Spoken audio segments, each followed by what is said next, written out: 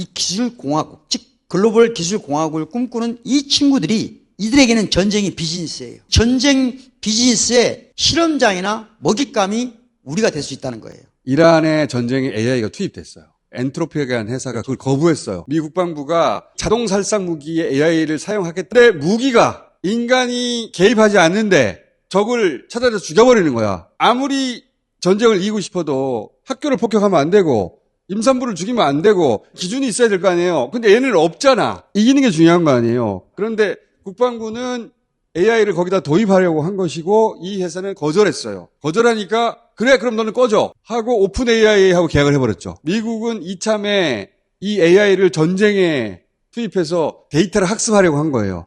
학습하고 있죠. 그렇죠. 지금. 하고 있죠. 이걸 맨 처음 시작한 건 이스라엘이에요. 이스라엘이 AI를 도입해서 그 가자지구를 공격했거든요. 우리나라가 까딱 잘못하면 저들의 실험장이 될 수 있다. 미국이 전쟁에 AI를 본격적으로 도입하기 시작했다. 그리고 이 빅테크 기업들이 원하는 것은 자기들 기술로 이루어진 글로벌 공화국이에요. 거기서 자기들이 성주가 되고 싶은 거예요. 원로주의가 끝나고 팍스 브리테니카를 팍스 아메리카나로 교환하겠다. 그 꿈에 사실은 우리도 역사가 연관되어 있는 거예요. 일본이 우리 먹기로 한다. 여기서 시작된 거예요, 사실은. 제국주의로 막 태동하는 일본하고 제국주의로 가고자 하는 미국이 짝짝꿍해가지고 네. 자 아시아에서 미국은 필리핀 먹을 테니까 한국 먹는 거 용인해라. 이런 짝짝꿍이 된 거 아니야. 그래서 우리가 식민지가 된 거예요. 저는 근데 이 팍스 아메리카나가 끝나가고 1945년에 형성된 꿈을 꿨지만 실제 팍스 아메리카나가 시작된 것은 1945년 2차 세계대전이 끝나면서부터거든요. 그렇지. 그걸 실질적으로 담고 있는 게 유엔 헌장이에요. 유엔 헌장이 팍스 아메리카나를 실현하는 방식이었어요.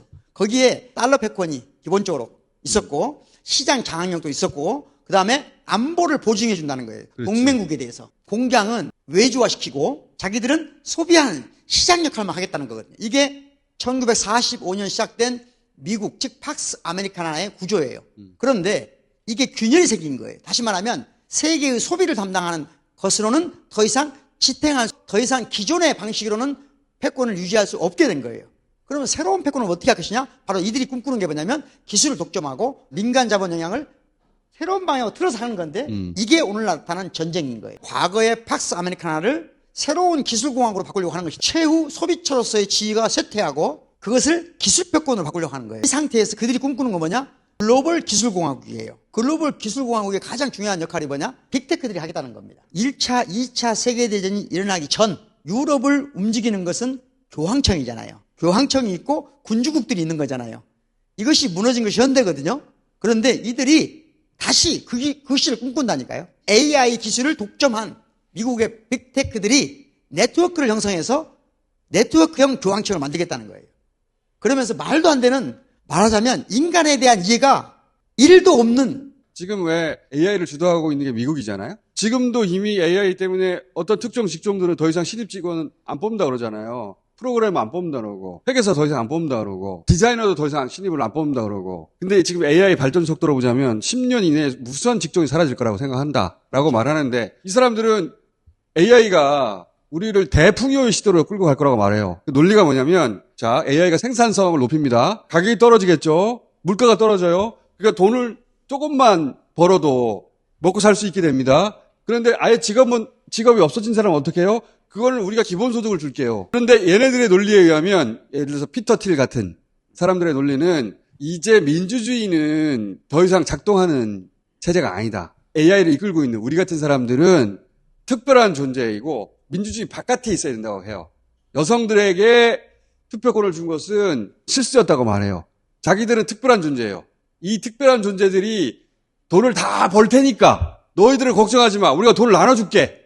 일자리가 없어져도 돼. 우리 같은 사람들이 세계를 이끌어야 돼. 그래서 교황이라는 말씀도 하신 거고 주권도 국가가 아니라 그들이 가지는 거예요. 간단히 마지막 정리하면 우리 헌법에 두 가지의 권리 기둥이 있어요. 하나는 주권, 하나는 인권. 그럼 이들 논리는 우리가 이 기술공학을 통해서 인권은 줄게. 그 대신 주권은 우리만 가질게. 그러니까 그 인권은 너희들 먹고 살면 되는 거 아니야? 기본소득 우리가 준다니까. 그래서 디지털 농노라는 얘기가 나와요. 이 사람들은 중세 영주를 꿈꾸는 거예요. 모든 자산은 자기가 가지고 먹고 살게 해주면 되지 않냐. 그래서 디지털 농노를 얘네들이 말한다고 이 이야기를 알아듣는 사람들은 비판하고 걱정하고 있는 겁니다. 이 기술공화국, 즉 글로벌 기술공화국을 꿈꾸는 이 친구들이 이들에게는 전쟁이 비즈니스예요. 전쟁 비즈니스의 실험장이나 먹잇감이 우리가 될 수 있다는 거예요. 이란의 전쟁에 AI가 투입됐어요. 엔트로피라는 회사가 그걸 거부했어요. 미 국방부가 자동 살상 무기에 AI를 사용하겠다는데 무기가 인간이 개입하지 않는데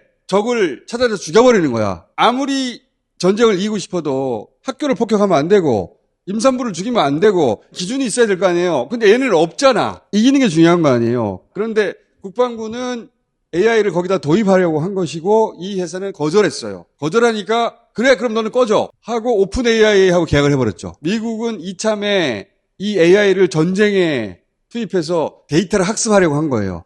학습하고 있죠, 그렇죠. 지금. 하고 있죠. 이걸 맨 처음 시작한 건 이스라엘이에요. 이스라엘이 AI를 도입해서 그 가자지구를 공격했거든요. 우리나라가 까딱 잘못하면 저들의 실험장이 될 수 있다. 미국이 전쟁에 AI를 본격적으로 도입하기 시작했다. 그리고 이 빅테크 기업들이 원하는 것은 자기들 기술로 이루어진 글로벌 공화국이에요. 거기서 자기들이 성주가 되고 싶은 거예요. 네. 외눈박이 식사 같은 그림 보세요. 설치도 하고 그랬는데 오늘은 제가 회화만 보여드리는데 지금 자기 눈으로 보고 시달을 하는 게 아니잖아요. 이게 지금. 이런 그림들은 보면 실제로 그 시점으로 뛰어들어갈 것 같은 힘든 노동의 현장에서 가장 아름다운 연대의 모습이죠. 크기가 162, 227이에요. 저는 처음 이 그림을 본 날 그냥 다리가 딱 풀려버리더라고요. 이 그림도 도랑정부 되는 강이잖아요. 노을이 비치면 저렇게 황금빛으로 변하는 거예요. 이거는 강이 아니고 깨울. 네. 어머니가 얼마나 힘들었을까. 우리 신경이 다 찢어나간 것 같은 느낌을 그 머리카락으로. 대단한 화가인데 이건. 본인이 이 정도를 못 느끼지 않으면 그림 그릴 수가 없거든요. 2m, 5m네. 이 그림은 그리는 과정을 몇 번 봤어요. 대작이죠. 우리나라의 정통 산수화, 진경 산수화는 공부를 하면 하나의 관점으로 그리지 않습니다.